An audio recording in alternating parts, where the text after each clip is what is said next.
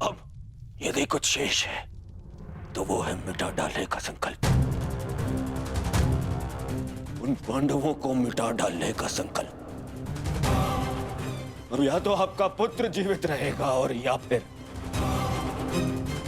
वो पांडव। मुझे क्षमा कर दीजिएगा माता, परंतु अब ये युद्ध नहीं रुकेगा। नहीं रुकेगा ये युद्ध।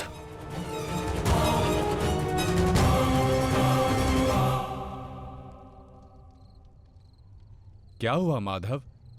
शांति के साथ अधीरता का ऐसा मिश्रण मैंने आप में कभी अनुभव नहीं किया।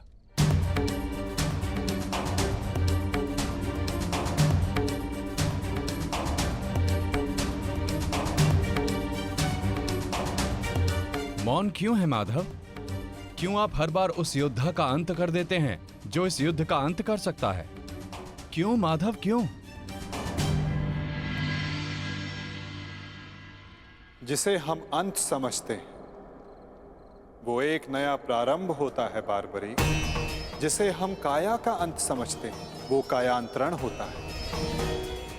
और जिसे तुम एक योद्धा का अंत समझ रहे हो वो एक नए परिवर्तन का प्रारंभ है।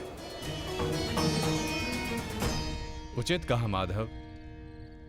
हर अंत में ही एक नया प्रारंभ है, परंतु यह आवश्यक नहीं कि हर अंत के पश्चात एक नया परिवर्तन जन्म ले, क्योंकि कभी कभी एक अंत एक प्रतिशोध को जन्म देता है और वो हो चुका है। एक नया प्रतिशोध जन्म ले चुका है माधव।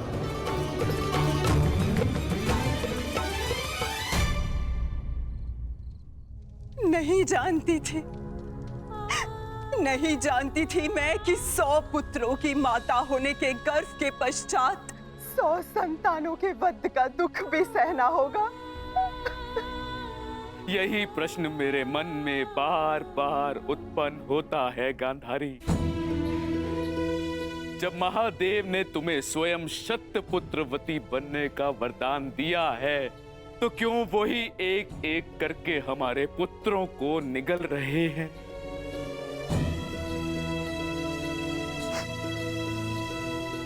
उत्तर मिलेगा आर्य।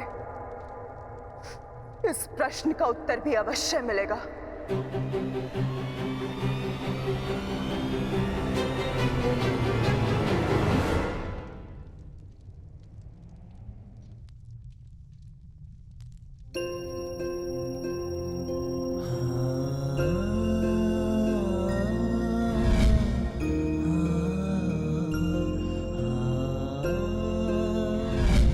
ये श्राप मुझे क्यों नहीं मिला कि मैं युद्ध में बाण चलाना भूल जाऊं।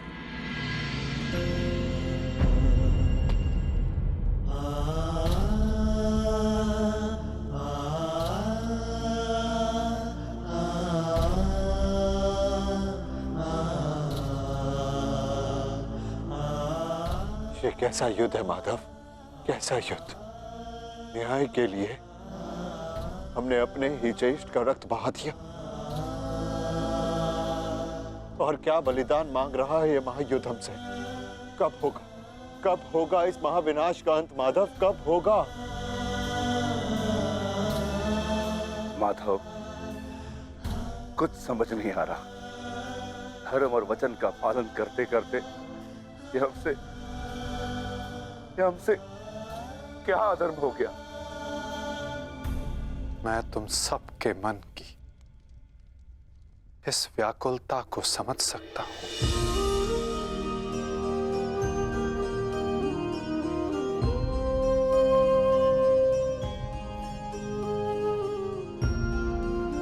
तुम सब इतने समय से इस सत्य से वंचित थे,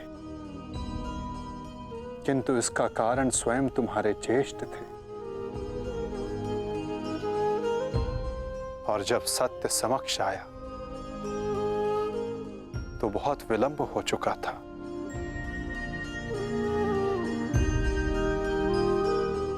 नकुल, सहदेव, ये तुम्हारा उत्तरदायित्व है कि अपने ज्येष्ठ के इस बलिदान गाथा को इस संसार में सुनाकर सदैव इस संसार के हृदय में जीवित रखो।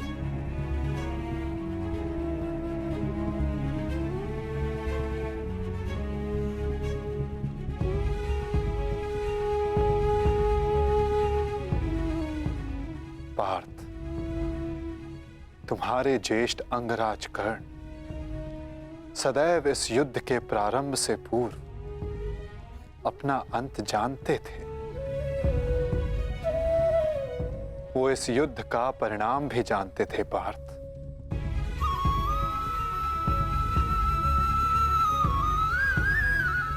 परंतु चिंता मुझे उनकी है जो देख नहीं पाते, क्योंकि जो देख नहीं पाते उनकी इच्छाओं का परिणाम बहुत घातक सिद्ध हो सकता है।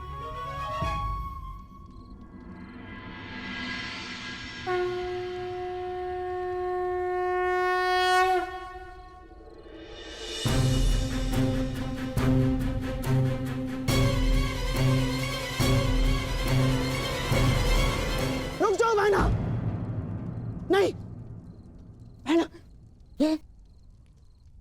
ये क्या करने जा रही हो तुम? इस समय ना तो मैं आपकी बहन हूँ भ्राताश्री, और ना ही हस्तिनापुर की महारानी गांधार नरेश। इस समय मैं एक माता हूँ, एक माता जिसे महादेव से उत्तर चाहिए उसके साथ हुए अन्याय का।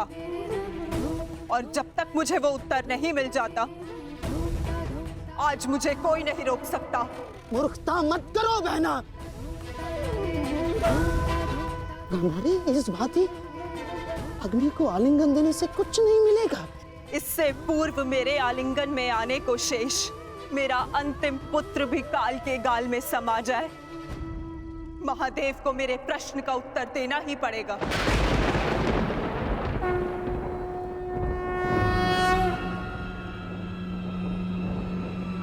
नहीं नहीं नहीं बहना, मैं तुम्हें ऐसा नहीं करने दूंगा, नहीं करने दूंगा मैं तुम्हें ये सब कुछ ना। आप हस्तिनापुर की महारानी को आदेश दे रहे हैं गांधार राज? देखो बहना, ईश्वर के लिए ये सब मत करो। एकांत।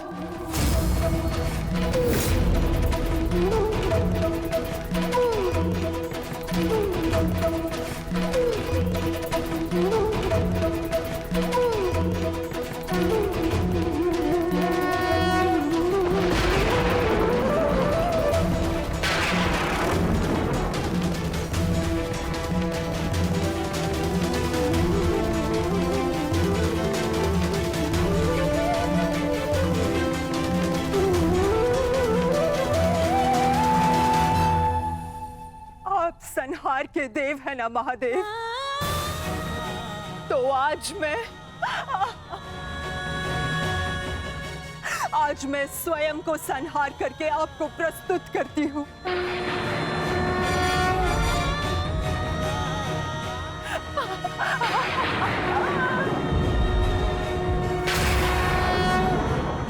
आपने मुझे शतपुत्रवती होने का वरदान दिया था महादेव, परंतु आज मैं आपसे ये जानना चाहती हूँ, क्यों आपने मेरा जीवन अभिशाप बना डाला महादेव?